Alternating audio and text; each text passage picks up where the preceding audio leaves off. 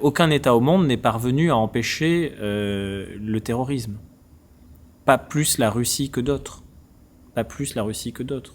Les États-Unis sont l'État qui, au monde, dépense le plus sur le plan du renseignement. Début d'année, attentat de la Nouvelle-Orléans.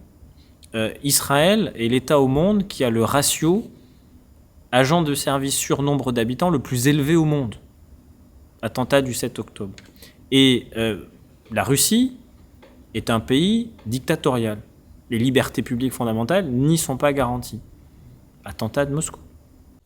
Salut à tous, je suis très heureux de vous retrouver pour ce nouveau format sur YouTube. Voilà, depuis plusieurs semaines, vous l'avez peut-être remarqué, mais j'ai publié une série d'entretiens, d'interviews avec des personnalités intéressantes, enrichissantes, en tout cas que je juge intéressantes. Et cette semaine, eh bien, la question qui était posée était autour de la sécurité avec cette loi qui est débattue à l'Assemblée nationale autour du narcotrafic et qui divise d'ailleurs les rangs de l'Assemblée nationale. Et j'ai interrogé cette semaine Guillaume Fard, qui est sans doute l'un des plus grands spécialistes de la sécurité en France. Interview très intéressant que vous allez découvrir avec cette question véritablement que je me suis posée. Jusqu'où faut-il aller? Eh bien, dans la limitation de nos libertés pour assurer notre sécurité. C'est l'éternelle question. Et avec Guillaume Fard, eh bien, j'ai tenté en tout cas de répondre à cette question. Et on a commencé d'ailleurs l'interview par un sujet très spécifique, celui des techniques de sécurité, notamment les techniques d'écoute. Je vous laisse découvrir cette interview. Il y en aura beaucoup d'autres et je suis très heureux de le partager avec vous, vraiment. On sait alors écouter, oui, on sait écouter, on sait poser des micros chez vous, on sait utiliser des canons à son pour écouter à distance. On sait dans certains cas activer les micros d'un ordinateur, d'un objet connecté. Oui, techniquement c'est faisable. Donc on peut espionner des conversations, on peut espionner des flux de SMS, on peut faire beaucoup de choses. Ce qui n'est pas possible encore, d'où cette loi sur la lutte contre le trafic de stupéfiants, c'est cette question des messageries chiffrées, avec ce chiffrement de bout en bout. Ce qui est possible de faire, c'est que quand on saisit votre téléphone, saisie judiciaire, où on arrive à rentrer dedans parce qu'on a le code, il faut le code, c'est plus facile. C'est pour ça que beaucoup de gens devraient mettre des codes verbaux numériques avec des caractères spéciaux et pas des codes à 6 chiffres. C'est plus facile de rentrer dans le téléphone avec un code à 6 chiffres. Ferme la parenthèse. Mais quand on rentre dans votre téléphone, si vous avez des conversations sur des applications mobiles comme Telegram, WhatsApp, mais qu'elles sont déjà dans le téléphone, elles sont déchiffrées quelque part, puisqu'elles peuvent être lues par le téléphone. Donc là, il n'y a plus la protection du chiffrement, donc ce qui est stocké, si vous n'avez pas mis des messages éphémères, on peut regarder. Ce qu'on n'arrive pas à faire, c'est casser le flux. C'est-à-dire, vous téléphonez à quelqu'un, par exemple, c'est un flux. Et celui-là, il est chiffré de bout en bout. On n'arrive pas à l'écouter. C'est-à-dire un coup de fil sur Telegram? On ne peut pas l'écouter. On peut pas l'écouter. Et donc, si vous êtes un grand bandit et que vous avez une conversation hautement confidentielle, ou un terroriste et que vous apprêtez à passer à l'acte, on ne peut pas entendre ce que vous dites. On ne peut pas mettre d'écoute. Alors qu'on peut mettre des écoutes sur un appel vocal classique. Pourquoi est-ce qu'on peut mettre une écoute sur un appel vocal classique? Parce que quand vous êtes un opérateur de téléphonie, vous avez des obligations en droit français. Et que donc, le juge judiciaire sur réquisition judiciaire étant juge des libertés au sens de la Constitution, peut demander, requérir une écoute. On ne peut pas le faire sur Telegram. Et sur le plan administratif, c'est-à-dire hors cadre judiciaire, un service de renseignement peut demander une interception de sécurité, et on revient au schéma que je décrivais sur la Commission nationale de contrôle des techniques de renseignement. Donc dans les deux cas, on a des mécanismes techniques et des possibilités juridiques. Pour les applications de communication numérique, on n'a pas ça. Donc on ne peut pas, écouter. Et donc le législateur dit, il faut contraindre les opérateurs numériques, Meta pour WhatsApp, Telegram, le dirigeant était un temps prisonnier en France, il est reparti à Dubaï, Signal, d'autres, à coopérer. Parce qu'on ne peut pas impunément être une sorte de sanctuaire où transiteraient des informations qui concernent des crimes, y compris les pires. Parce que c'est quoi Telegram Pardon. C'est quoi Telegram si ce n'est un refuge aussi pour le proxénétisme, la pédocriminalité, le terrorisme islamiste, le trafic de stupéfiants. Et encore, ils ont supprimé la fonctionnalité de géolocalisation, mais quand elle existait il y a encore quelques mois, vous géolocalisiez dans un rayon de 500 mètres à la ronde, vous pouviez trouver de la prostitution, des armes, des stupéfiants, et parfois des chaînes où échanger entre eux des pédophiles. C'est pas possible. Personne dans le monde réel ne comprendrait que quelqu'un dise mais attendez, cet amphithéâtre là, vous voyez, c'est mon sanctuaire. Donc je fais ce que je veux, en dehors de tout cadre légal, et au nom de la liberté, vous n'avez pas le droit de venir. Et je vous rendrai jamais de compte. Et donc j'ai tout chiffré. Donc j'ai chiffré les serrures là, vous rentrez pas. Dans le monde réel, personne ne tolérerait ça. Attendez, cassez la porte, saisissez-moi tout ça, arrêtez les terroristes, les islamistes, les pédophiles, enfin tout ça, terminé. Mais dans le monde virtuel, au nom de certains principes, je n'ai jamais très bien compris lesquels, mais tout le monde se retrouve vers la liberté, on vous dit non, on rentre pas. Mais comment ça on rentre pas? C'est une boucle Telegram qui appelle la commission d'attentat islamiste. Ah non, on rentre pas. Mais là, ils sont en train d'échanger des images pédopornographiques. Ah bah non, surtout pas. Et là, c'est de la traite des êtres humains via la prostitution. Ah bah non. Bah, c'est pas possible, on ne peut pas raisonner comme ça. Donc, ce que la loi dit, c'est qu'il faut techniquement mettre en place un système qui permettra d'écouter les conversations. Et de lire les messages? En fait, là d'abord, c'est surtout du déchiffrement quand il y a un échange direct, alors soit effectivement messagerie ou audio, et donc en fait, c'est de faire en sorte que quand A communique avec B, sur le flux, C puisse se brancher. En fait, c'est une sorte de Y. La bonne métaphore, c'est le Y. Quoi. Il y a un petit pas de côté. Vous ne le savez pas et C se branche. Là-dessus, les opérateurs disent « Ah non, c'est techniquement impossible. Vous nous contraignez. On va avoir une porte dérobée, la fameuse backdoor. » Alors, scoop, c'est possible. Les opérateurs le font eux-mêmes. Le meilleur exemple, c'est que quand vous avez ouvert sur votre téléphone et sur votre ordi en même temps WhatsApp, il y a 2 flux. Donc le Y existe déjà, c'est-à-dire que la correspondance fait que il y a des moments de déchiffrement. Simplement pour rerouter plusieurs flux. Ou l'appel à 3. Bon, sur WhatsApp, on peut faire des appels à 3. Voilà, donc il y a des moments de déchiffrement, ça existe déjà.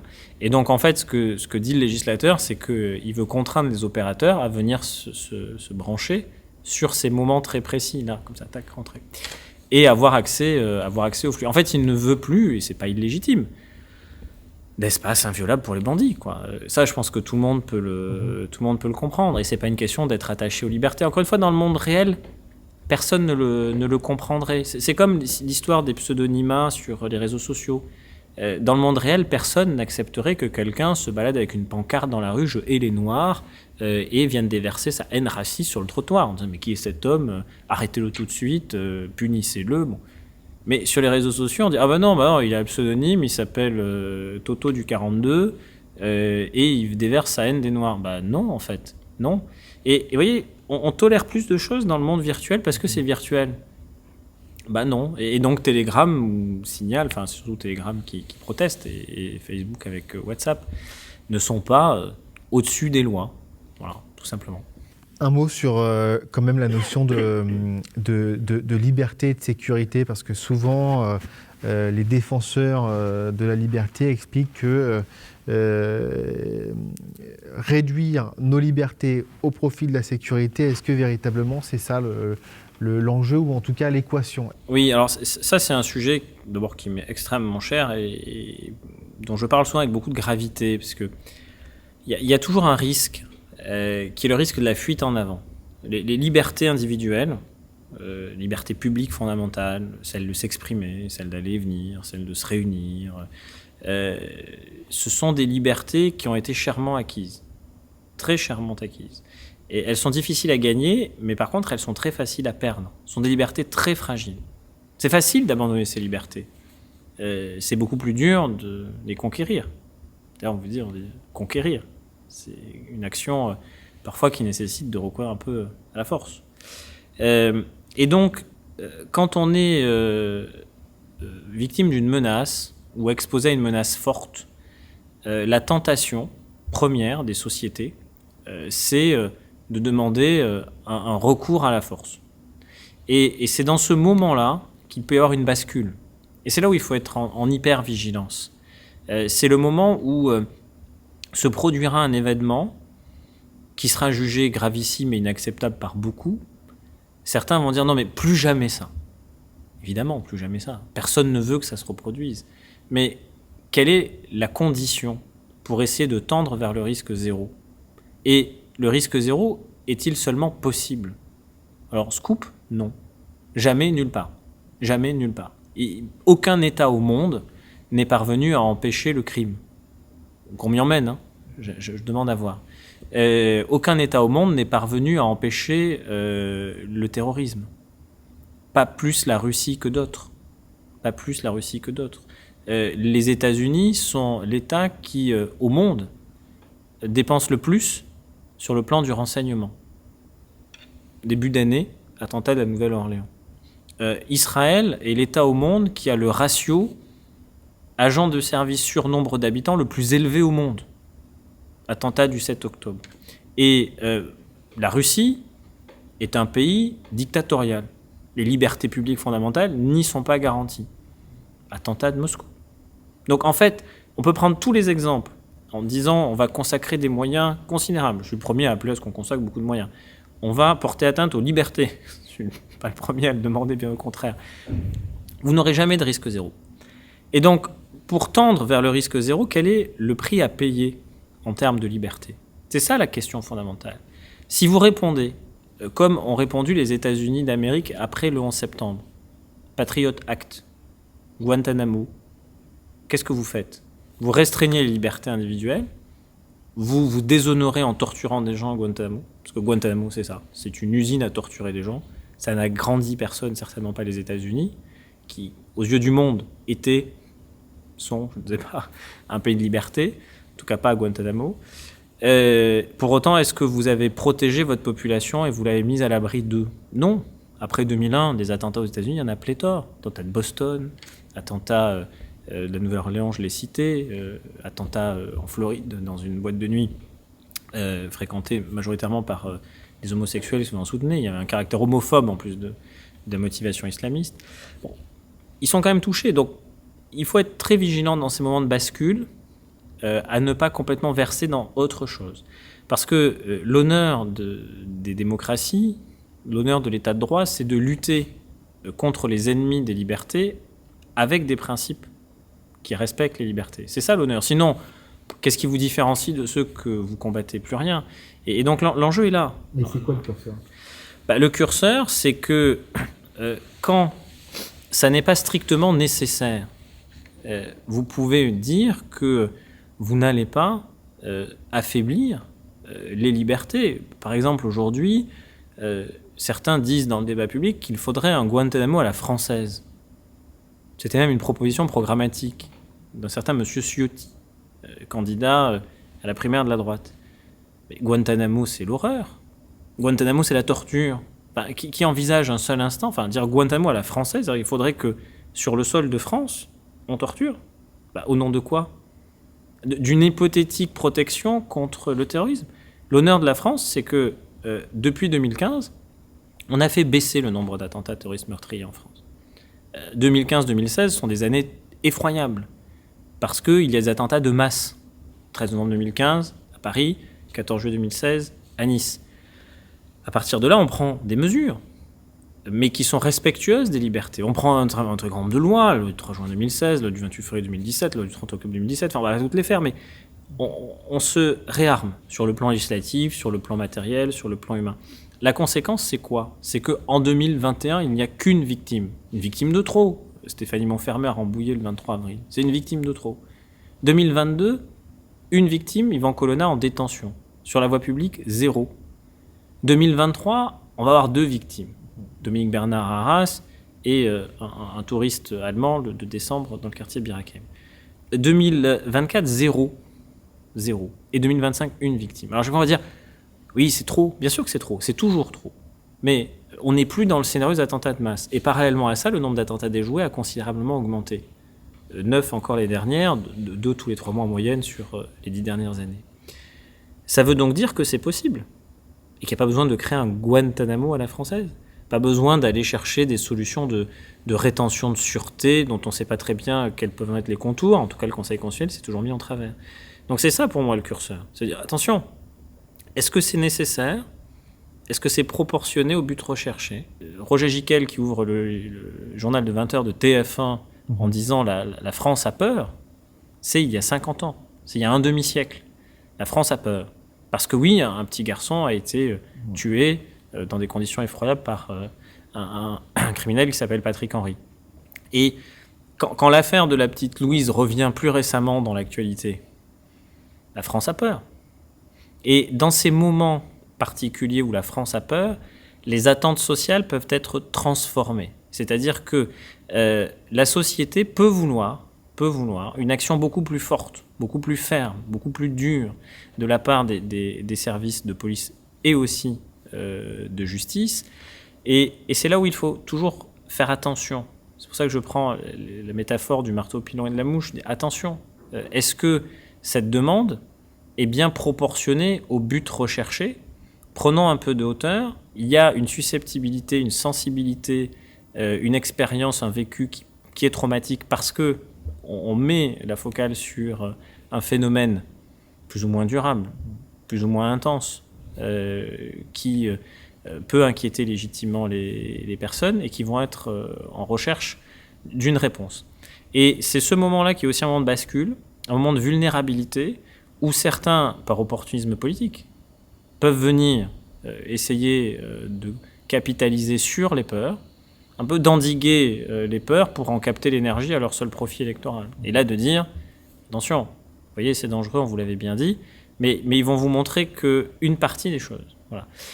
Donc c'est évidemment un sujet qui est un sujet controversé, qui est un sujet clivant et qui est un sujet, d'extrême sensibilité. Ouais. Si on prend le cas d'aujourd'hui en France, notamment sur le débat qui agite la société autour de la façon, de la réponse finalement que l'on donne au trafic de stupéfiants, au narcotrafic. Est-ce que la France est un narco-État ou est-ce que la France est en train de devenir un narco-État ? Je ne crois pas que la France soit un narco-État ou en train de le devenir, mais ça ne veut pas dire, attention, qu'il ne faut pas se préoccuper de ce phénomène et ne pas le regarder pour ce qu'il est, c'est-à-dire une menace réelle. C'est quoi d'ailleurs un narco-État ? Un narco-État, c'est le Mexique. Un narco-État, ça a pu être la Colombie. Ça peut encore, à certains égards, être la Colombie. Un narco-État, c'est un État dans lequel l'appareil d'État est intégralement corrompu, ou en très grande partie corrompu, parce qu'à la solde du trafic et des trafiquants. C'est ça un narco-État. Un narco-État, c'est un État dans lequel aucune confiance n'est possible envers un fonctionnaire de police, parce qu'à tout moment, il pourrait être à la solde du banditisme, du grand banditisme, et ne plus être au service de l'intérêt général. Et donc il est vrai que si nous n'y prenons pas collectivement garde et que nous ne luttons pas efficacement contre, ce phénomène pourrait déstabiliser profondément l'État. C'est pour ça que dire mexicanisation de la France, ça n'a aucun sens. Aucun sens. La France ne ressemble en rien au Mexique. Personnellement, ma vie personnelle a fait que j'ai eu à séjourner, y compris de façon assez prolongée, au Mexique à différents moments de ma vie. Bon, au Mexique, dans l'expérience que j'en ai eue, je ne suis pas allé, ou en tout cas je fais attention de m'en prémunir, au contact de policiers. Parce qu'à tout moment, vous venez pour une question et vous repartez délesté de quelques billets. Et vous n'avez pas forcément envie de lâcher des centaines de pesos après avoir simplement demandé votre chemin à un policier. Ça, c'est un État corrompu. Ça, c'est le Mexique, dans ce qu'il a de moins attrayant. La France, on n'en est pas là. Heureusement, d'ailleurs. Mais ce que je constate, c'est qu'on est dans une sorte de surenchère sémantique où la guerre a été déclarée au trafic de stupéfiants depuis 1974 et depuis que Michel Poniatowski était ministre de l'Intérieur de Valéry Giscard d'Estaing, et que depuis 50 ans, on épuise tous les superlatifs, toutes les comparaisons, toutes les hyperboles. Donc une fois que vous avez déclaré la guerre 10 fois, 30 fois, 50 fois en 50 ans, qu'est-ce qu'il vous reste ? Il vous reste l'ultime rupture sémantique de dire que tout serait narco. Et on a ce préfixe partout. Narco-micide, narco-banditisme, narco-État, narco-trafic. Tout est narco. Non, rien n'est narco. Ce qu'il y a, c'est que oui, il y a des trafics, qui porte un nom, le trafic de stupéfiants. Est-ce que dans certains endroits du territoire, ils déstabilisent l'économie légale? Oui. Est-ce qu'ils peuvent déstabiliser l'administration? À certains égards, oui, pas au point de la corrompre intégralement ou dans des proportions comparables à la Colombie ou au Mexique, mais néanmoins, il est vrai qu'il peut y avoir des agents corrompus dans les administrations. Il est vrai aussi, mais c'était déjà le cas au moment où un certain juge Michel est assassiné à Marseille en 1981, que des policiers peuvent se laisser tenter et fournir des renseignements à des bandits. C'est fort heureusement pas la majorité du genre. Et il est vrai que des agents de l'administration pénitentiaire peuvent se laisser corrompre. Mais par exemple, pardonnez-moi de vous couper, pardonnez-moi de te couper, mais quand on voit la pression qui est subie par, je donne un exemple au hasard, parce qu'on a fait une enquête là-dessus sur BFM, sur les dockers au Havre, sur les dockers à Marseille, sur plus récemment en Belgique et aux Pays-Bas, la pression qui est mise sur la famille royale. Il y a quand même une évolution dans le temps qui est assez inquiétante, non ? Tout à fait. Ça, je ne le nie absolument pas, mais on peut regarder cette augmentation en face, de façon froide et implacable dans la réponse, sans pour autant se perdre sur des variations sémantiques. C'est ça que je dis. Le regarder froidement et cliniquement pour ce que c'est, oui, c'est de la drogue qui rentre très massivement en France, parce que la consommation a massivement augmenté, parce qu'on commence à tutoyer le million de consommateurs quotidiens de cannabis, parce que le nombre de consommateurs de cocaïne a été multiplié par plus de 4 en 20 ans, parce que les amphétamines rentrent, parce que les drogues de synthèse rentrent, et parce que, hélas, en France, il y a beaucoup de personnes qui se droguent. Partant de là, il y a des trafiquants, il y a du trafic, et ce trafic est source de violence, il est source d'insécurité, il est aussi source de corruption, vous l'avez dit, et enfin, il est source d'une économie, alors certes souterraine, illégale, qui est l'économie de la drogue, mais qui parfois cherche à se blanchir. Et donc, en voulant blanchir l'argent de la drogue, on a une économie grise qui peut déstabiliser certains quartiers. Un exemple très simple, vous avez un point de deal, ça génère beaucoup de cash. Où va ce cash ? Dans des bars tabac où on peut jouer à des jeux à gratter, technique et habile, vous achetez tous les tickets du buraliste d'un coup, vous ne gardez que les gagnants, et puis comme ça vous avez blanchi une bonne partie de l'argent, vous allez jouer au PMU, au paris en ligne, au paris sportif, etc. Et donc il y a des lieux qui, sous couvert de bar tabac, sont devenus de véritables tripots, au vu et au su de tous, y compris des citoyens honnêtes qui voient bien que il y a des personnes qui, toute la journée, s'adonnent au jeu avec de l'argent mal acquis, et certains commerces. Et sans stigmatiser la nature de certains commerces, on voit bien que certaines activités, je pense à des barbershops par exemple, ou à certains commerces alimentaires, ou à certaines ongleries, on voit beaucoup ça maintenant dans certaines grandes villes, peuvent facilement blanchir de l'argent. Et donc, tout cela, c'est constitutif, oui, d'un sentiment et d'insécurité et de déstabilisation de certains quartiers. Ça ne veut pas dire qu'on a un narco-État, mais ça veut dire qu'il faut agir immédiatement et efficacement. Dans les méthodes et pratiques où on a du retard, même si la proposition de loi de lutte contre le trafic de stupéfiants nous fait progresser, il y a la question de la protection, par exemple, des témoins. On n'est pas bon en France sur la protection des témoins, pas assez bon, même si le juge Michel, paix à son âme, avait pu négocier ponctuellement, dans le cadre de dossiers qu'il avait à traiter du temps de la French, l'exfiltration de tel ou tel témoin clé jusqu'au Canada. Mais ça restait artisanal. Le côté très anglais, les Anglais savent très bien faire ça dans le renseignement, où bonjour, vous vous appelez comment ? Petrov, très bien, vous êtes un traître des services russes, parfait. Maintenant vous appelez Adams, voici une maison dans le cottage, voilà un passeport, voilà une activité pour blanchir, voilà une activité pour votre femme. Ça, c'est très anglais. Et voilà une place dans un logement que nous vous avons pré-identifié. Bienvenue, vous êtes citoyen britannique. Ça, c'est anglais. Les Français, on n'a jamais su faire ça. Dans l'affaire du 13 novembre 2015, on doit tout à un témoin clé, Sonia, Soraya, peu importe comment on l'appelle, le nom est changé, il est protégé aujourd'hui. Pour arriver justement à cette protection, le fait que ces deux prénoms ne soient plus le prénom actuel et qu'elle soit protégée par la loi, c'est-à-dire que dévoiler son identité est une infraction pénale, il a fallu parcours du combattant et des policiers et des magistrats qui, pour certains, du côté du parquet de Paris et de l'autre, du côté de la sous-direction antiterroriste de la police judiciaire, sont battus pour ça. On n'est pas bon pour protéger les témoins. Et donc, déjà, il y a un enjeu, c'est que celui qui coopère doit pouvoir être protégé. Lui, sa famille.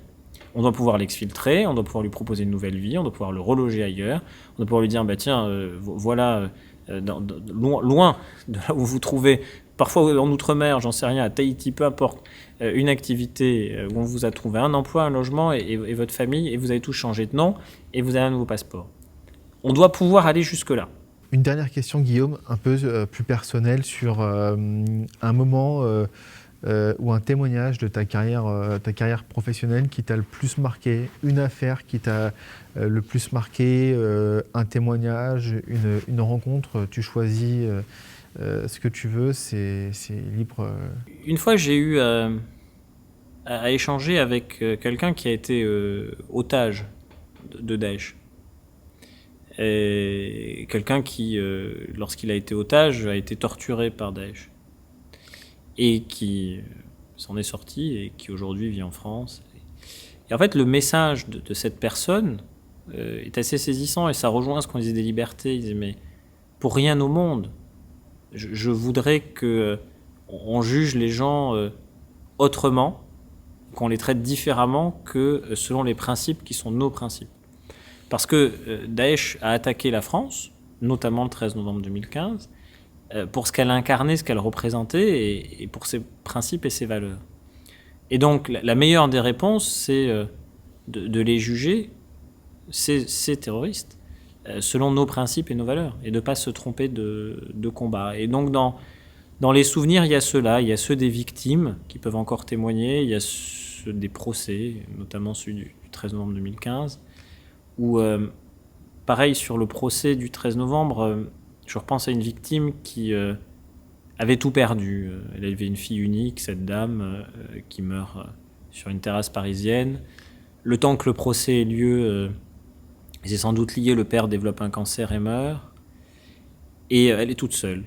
Et donc, au moment du procès, elle dit à son avocat je vais parler aux terroristes.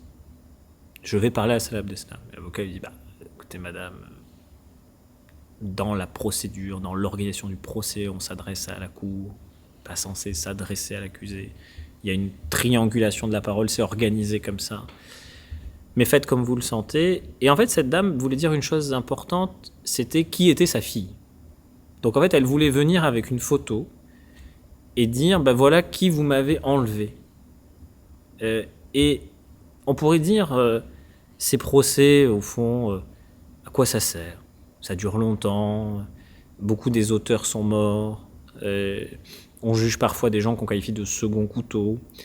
Et je crois, moi, personnellement, et c'est quelque chose qui m'a marqué, puisque vous me demandez ce qui m'a le plus marqué, que ça a du sens, cette façon de faire. Parce que le terrorisme, qu'est-ce que c'est si ce n'est l'immixtion de la violence à un moment où personne ne l'attend et n'a certainement pas sollicité. Des gens que vous ne connaissez pas viennent, percutent votre vie et emportent des vies anonymes, sans même savoir qui sont les gens dont ils emportent la vie, avec du bruit. Beaucoup de bruit. Et au procès, c'est le silence, et on leur dit, vous allez écouter.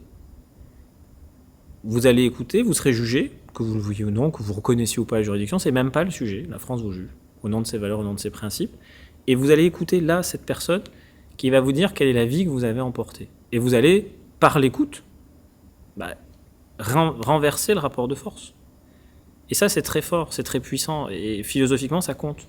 Et oui, dans les moments marquants, il y a ça. Il y a les procès, parce que c'est presque une forme d'aboutissement quand on a suivi des victimes, quand on a suivi les forces de l'ordre, quand on a suivi des affaires, d'arriver jusque-là. C'est un peu la fin d'une histoire. Et ça oblige à s'interroger sur le sens profond de tout ça. Et voilà, je vois beaucoup de sens dans la position de certaines victimes.